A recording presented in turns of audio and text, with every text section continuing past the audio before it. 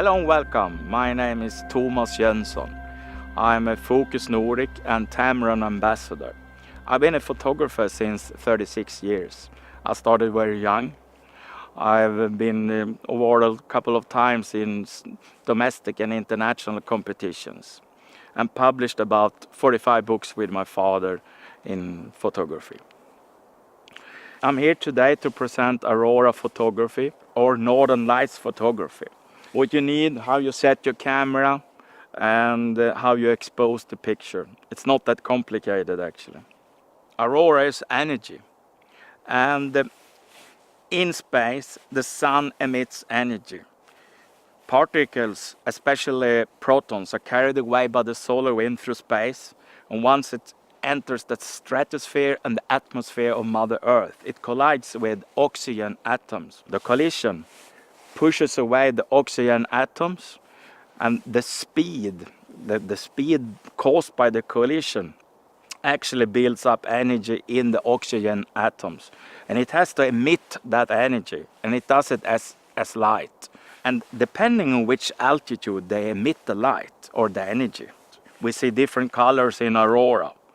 Green is the most common. Most people imagine Aurora as a green dancing thing on the sky. If you, as I do, shoot a lot of Aurora, you see Aurora in different colors. You see it in purple, you see it in blue, and the most uncommon color is perhaps red. It happens perhaps 1 out of 1,000 times you're out. It's a tricky thing to capture for the sensors today, but the modern cameras, they can do it. They see that light. In front of me, you have some of the equipment needed. You need a sturdy tripod. In this case, the Zero XL tripod. It carries up to 35 kilos. This is a magnificent piece. You need, of course, the camera and a good wide-angle lens. In front of me, you have a few lenses, and I will come back to the lenses, but the exposure times when it comes to shooting Aurora is the difficult part, to focus and set the camera correctly. It's necessary to keep in mind the law of 450. In order to determine the maximum exposure time, you take 450 divided with the width of the lens. So if you have a 20mm lens, it's maximum 22 seconds. And I would say never go as far as 22 seconds. Try to be under 12 seconds, because the closer you come to this equivalent, you will have the stars moving. It's called star trails. Sometimes it's creative and you want to have the star trails, but shooting Aurora, if you want to have the stars pinpoint sharp, so be under, divide 450 with the width of your lens and be, let's say, half of that. In front of me you see a lot of different lenses. The Tamron 1530 2.8 constant aperture is my all-time favorite actually for nature and Aurora photography. With this lens I'm able to shoot freehand up to 1.3 seconds. I have one example of a red Aurora I shot freehand with this lens. The 1530 2.8 is a fantastic lens, super sharp in the middle. If you step down to about aperture 4, it's super sharp crossover. Another great lens is the Tamron 2470. This is a fantastic lens. It's super sharp already at 2.8 aperture, and it's a constant 2-point aperture. So the 2470 is a good choice. It's a sturdy, reliable lens. Also, the 35mm Tamron is a fantastic lens. Very sharp in the middle, already from 1.8, and super sharp crossover and on aperture 4. If you need a budget choice, the Samyang 2.8 14mm is a very good choice.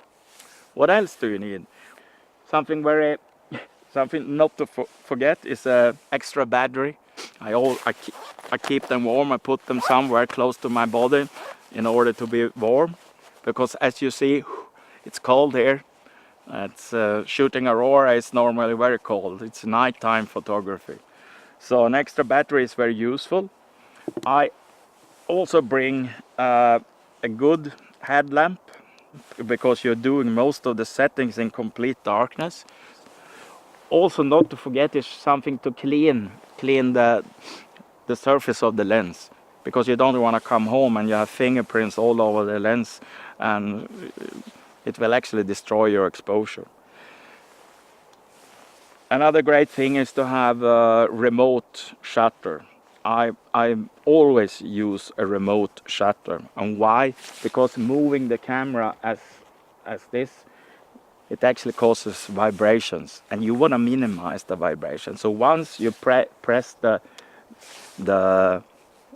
remote shutter, you want to be as still as possible. I almost don't breathe during the exposure. On the Tamron lenses, you have switches on the side, as you can see, for autofocus and manual focus. And you also have something called vibration control. Vibration control is extremely useful if you shoot freehand. On this 15-30mm lens, I can actually shoot up to over a second freehand without problem. It's just super amazing. When it comes to installing it on a tripod, and you want to shoot stars and have them pinpoint sharp, you have to go to manual focus and you have to switch off the vibration control. And why? Yes, because the vibration control on Tamron lenses, it's so effective. So it tries to keep the stars in the same position. But since you're shooting on about 10 seconds exposure time, it will actually cause star trails because of the vibration control. So switch it off, put it in off, and also put the lens in manual focus. When it comes to the camera settings, depending on which model of camera you have, they are almost the same. You want to set the camera into a manual mode, or as much manual as possible. To start with, you go to your menu, and in my case, I always shoot RAW and do post-processing. So you set the camera to RAW, and inside the menu you can find something called long exposure noise reduction. You switch that off. There's something called high ISO noise reduction. Switch that off as well, because you want to have it as much as possible in manual. When it comes to sharpness, you need to do the focus manually. So let's have a look, depending on which model you are using, how you do that. You put the camera in manual mode, because you want to have the possibility to set the ISO, the aperture, the exposure time, and everything manually. But how do you do when you set the focus? So when it comes to setting the focus of the camera, you have an infinity symbol on the lens. You might think that the stars are on an infinity level, but actually infinity normal on the lenses, it's beyond the stars. So when it comes to setting the sharpness or the focus in the camera, it's very important to know that the infinity is normally way beyond the stars. Depending on which model of camera you have, you can magnify what you see in the display as much as possible, and then you go back and forth on the lens like this. And since you're in magnification, you will actually see when it gets sharp. So back and forth, and there we have maximum sharpness. After that, you zoom out and you're ready to shoot the picture. And this is a bit trial and error to get the correct exposure. I would say, if you're shooting Aurora, start somewhere around 1600 ISO. Put the camera in aperture somewhere 3.5, something like that.